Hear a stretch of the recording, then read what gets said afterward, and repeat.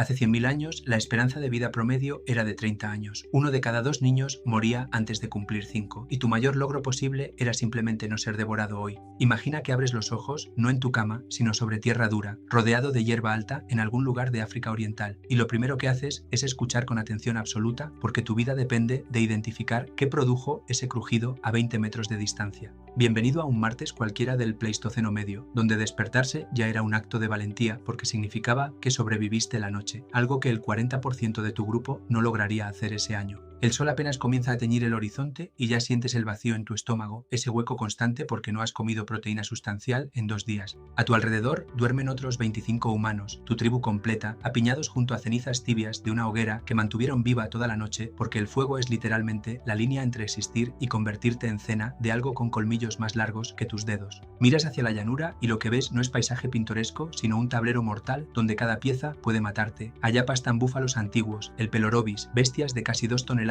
con cuernos de 1 metro de punta a punta. Más cerca acechan los verdaderos dueños de este mundo. El león cavernario pesaba 250 kilos, un 25% más grande que los leones actuales, y cazaba en manadas coordinadas perfeccionadas durante millones de años. Pero el terror real era el tigre dientes de sable, el Homotherium, que rondaba estas sabanas con colmillos de 15 centímetros diseñados para perforar cuellos y desangrar presas en minutos. Pesaba hasta 300 kilos y estudios de fósiles revelan que los humanos estábamos en su menú porque se han encontrado huesos humanos con marcas que coinciden perfectamente con su dentadura. Cada mañana que despertabas significaba que habías sido suficientemente astuto para no cruzarte con uno la noche anterior. Levantarte significa evaluar si algún miembro murió durante la noche, algo frecuente porque infecciones simples o heridas gangrenadas se llevaban vidas sin aviso. La mortalidad infantil rondaba el 50% en los primeros 5 años, víctimas de desnutrición, parásitos o ataques de animales. Si quieres saber cómo logramos sobrevivir en este infierno, suscríbete porque lo que viene te va a dejar sin palabras. El hambre no es una sensación que desaparece con el tiempo, sino que se intensifica hasta convertirse en un dolor físico que nubla tu pensamiento y debilita tus músculos. Y hoy llevas 48 horas sin comer nada sustancial más allá de algunas raíces amargas y bayas que apenas calmaron las punzadas en tu estómago vacío.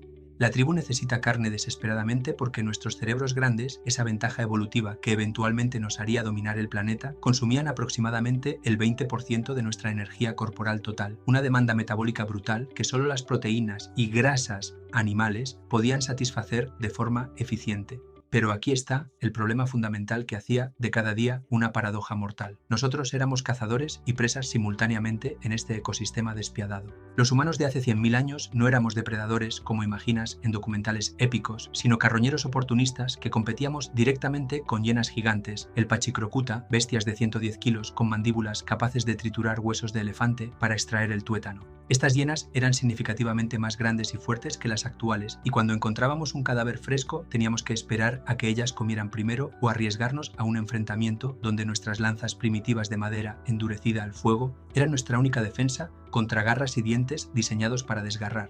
La estrategia de caza era simple en teoría, pero aterradora en ejecución. Caza de persistencia, donde grupos de 5 a 8 hombres perseguían antílopes o cebras durante horas bajo el sol abrasador africano que alcanzaba 40 grados centígrados, apostando a que nuestra capacidad única de sudar y regular temperatura nos permitiría seguir corriendo cuando la presa colapsara por agotamiento térmico. Estudios modernos con grupos de cazadores-recolectores contemporáneos muestran que estas cacerías podían durar entre 3 y 5 horas continuas, cubriendo distancias de hasta 35 kilómetros, y el índice de éxito era apenas del 30%, porque frecuentemente la presa escapaba o, peor aún, atraía la atención de depredadores más grandes que decidían robarnos el esfuerzo. Cuando finalmente acorralabas a un animal exhausto, el verdadero peligro apenas comenzaba porque el olor a sangre fresca viajaba kilómetros en el viento y actuaba como sirena de cena para cada carnívoro en la zona, lo que significaba que tenías quizás 15 minutos para descuartizar lo esencial y correr antes de que llegaran los verdaderos dueños del festín. Aquí está la verdad que cambia todo lo que creías saber sobre la supervivencia prehistórica. Nosotros no conquistamos este mundo por ser los más fuertes, rápidos o letales, sino por hacer algo que ninguna otra especie había perfeccionado hasta ese nivel extremo de sofisticación, y era compartir. Cuando un cazador regresaba con carne después de esa persecución agotadora de 5 horas, no se la comía solo escondido entre los arbustos como harían la mayoría de primates, sino que la repartía meticulosamente entre toda la tribu siguiendo códigos sociales complejos donde las madres lactantes, ancianos y niños recibían porciones garantizadas antes que los propios cazadores. Este comportamiento desafía toda lógica evolutiva básica del gen egoísta porque estás literalmente renunciando a calorías que necesitas desesperadamente para dárselas a alguien que quizás nunca pueda devolverte el favor.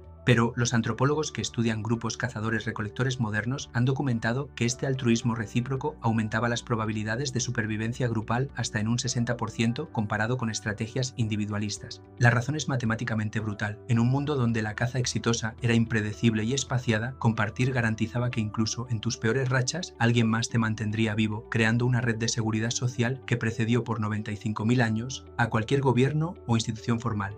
Pero la cooperación iba mucho más allá del simple reparto de comida y se extendía a algo verdaderamente extraordinario que separó a los humanos de cualquier otro homínido. Cuidábamos a nuestros heridos y enfermos incluso cuando representaban carga pura sin beneficio inmediato. Se han encontrado esqueletos de hace 100.000 años con fracturas severas que sanaron completamente, lo que significa que alguien alimentó, protegió y cargó a ese individuo durante semanas o meses mientras se recuperaba, invirtiendo recursos escasos en alguien temporalmente inútil para la supervivencia grupal.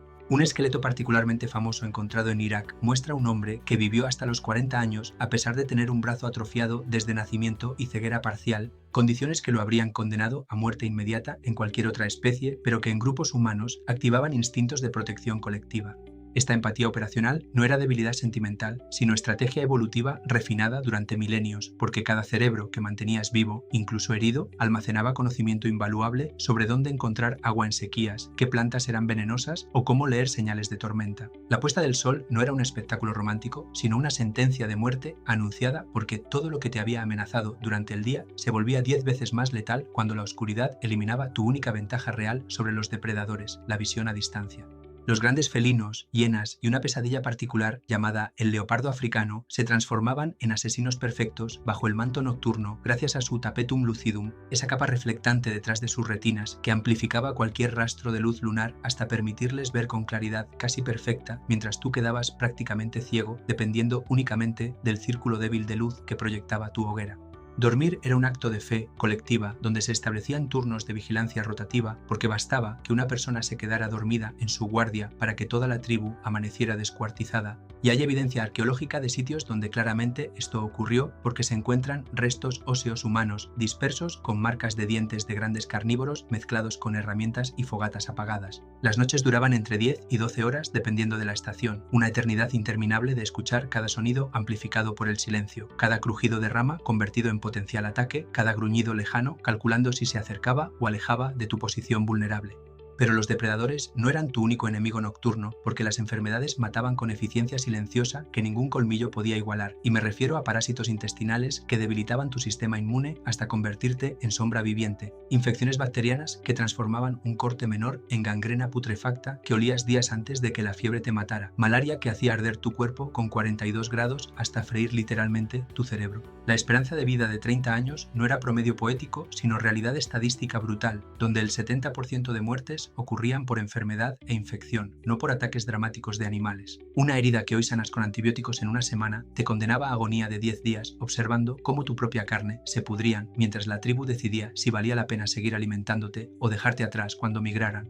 Y, aún así, rodeados de muerte constante y probabilidades imposibles, nos aferramos unos a otros con desesperación feroz que nos mantuvo vivos cuando todo el universo conspiraba para exterminarnos, construyendo la primera forma de humanidad verdadera no en momentos de triunfo, sino en noches de terror compartido. Esa cooperación nacida del miedo puro hace 100.000 años sembró todo lo que somos hoy. Cada vez que ayudas a un desconocido o compartes algo sin esperar nada, a cambio estás ejecutando software de supervivencia grabado cuando ser humano significaba elegir entre egoísmo suicida o empatía que salva especies enteras. Si este viaje te hizo ver diferente tu propia existencia, suscríbete porque seguiremos explorando cómo el pasado explica cada cosa absurda que hacemos en el presente.